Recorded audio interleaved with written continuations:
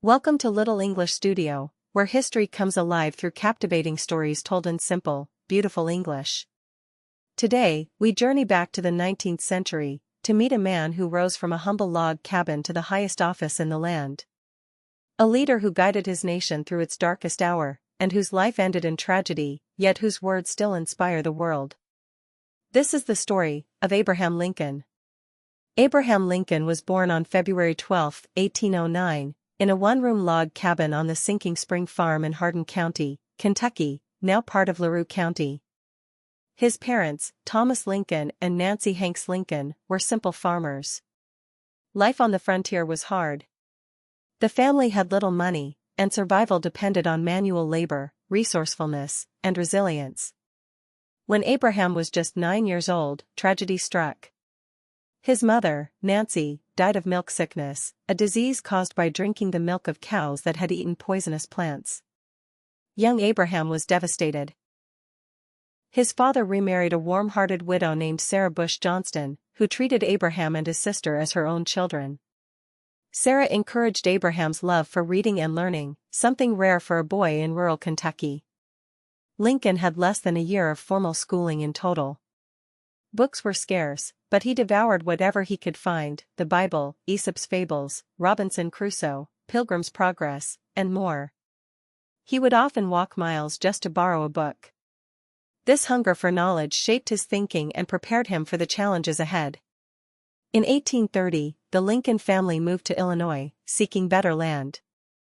As a young man, Abraham worked many jobs: rail splitter, store clerk, surveyor, and postmaster.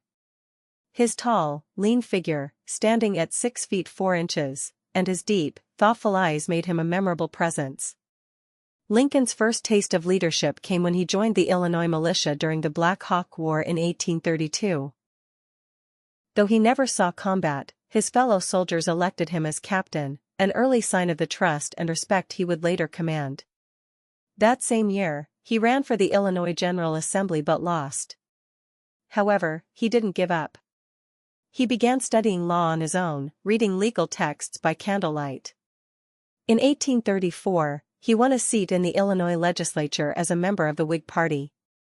Over the next years, he built a reputation as an honest, witty, and persuasive speaker, earning the nickname Honest Abe.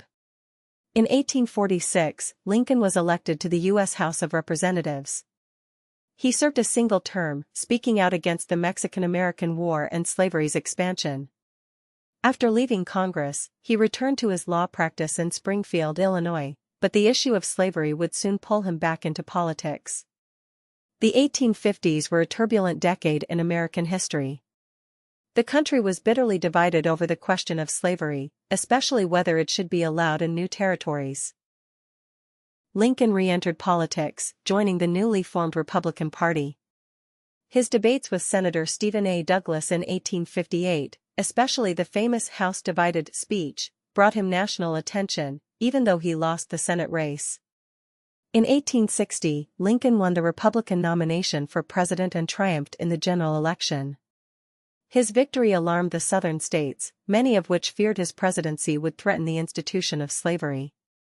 Before Lincoln could even take office, 7 Southern states seceded from the Union, forming the Confederate States of America. On March 4, 1861, Abraham Lincoln took the oath of office as the 16th President of the United States. Just over a month later, the Civil War began when Confederate forces fired on Fort Sumter in South Carolina.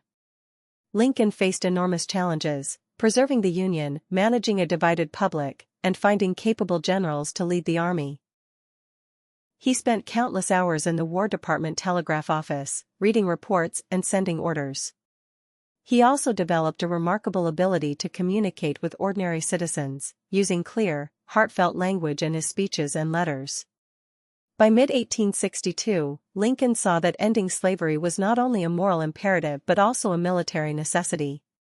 On January 1, 1863, he issued the Emancipation Proclamation, declaring that all enslaved people in Confederate-held territory were forever free. The proclamation didn't immediately free all enslaved people; it applied only to areas in rebellion, but it transformed the nature of the war. The Union was now fighting not just to preserve the nation but also to end slavery. It also allowed black men to join the Union Army, strengthening the North's forces. Lincoln's courage in taking this step was not without risk. He faced fierce criticism from political opponents, and even some in the North feared the consequences. But he stood firm, believing that if slavery is not wrong, nothing is wrong. In 1864, Lincoln ran for re-election. Many doubted he would win, as the war dragged on and casualties mounted. But a series of Union victories, especially General Sherman's capture of Atlanta, boosted Northern morale. Lincoln was re-elected with a strong mandate to finish the war. On April 9, 1865, Confederate General Robert E. Lee surrendered to General Ulysses South Grant at Appomattox Courthouse. The Civil War was effectively over. Lincoln now turned to the enormous task of reunifying the nation, urging Americans to act with malice toward none, with charity for all. Just 5 days after Lee's surrender, tragedy struck. On the evening of April 14, 1865, Abraham Lincoln attended a play, Our American Cousin, at Ford's Theater in Washington, D.C. During the performance, John Wilkes Booth, a well-known actor and Confederate sympathizer, slipped into the presidential box and shot Lincoln in the back of the head. The president was carried to a boarding house across the street, where he lay unconscious through the night. At 7:22 a.m. on April 15, Lincoln died. Secretary of War Edwin Stanton, standing at his bedside, said, "Now he belongs to the ages." Booth fled but was hunted down and killed 12 days later. Several of his accomplices were captured and executed. The nation plunged into grief, mourning the loss of a leader who had guided them through their greatest trial. Abraham Lincoln's legacy is immense. He is remembered as the president who preserved the Union, ended slavery, and redefined the meaning of freedom in America. His speeches, like the Gettysburg Address, remain among the most quoted in history.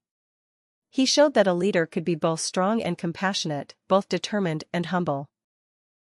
From a poor boy in a log cabin to one of the greatest presidents in history, Lincoln's life embodies the American ideal that anyone, through hard work and integrity, can rise to greatness. This was the story of Abraham Lincoln, the humble boy who became a giant of history. His life reminds us that even in the darkest times, courage, kindness, and hope can change the course of a nation. Thank you for watching Little English Studio. If you enjoyed this story, please like, share, and subscribe, and join us next time for another journey into the lives of extraordinary people.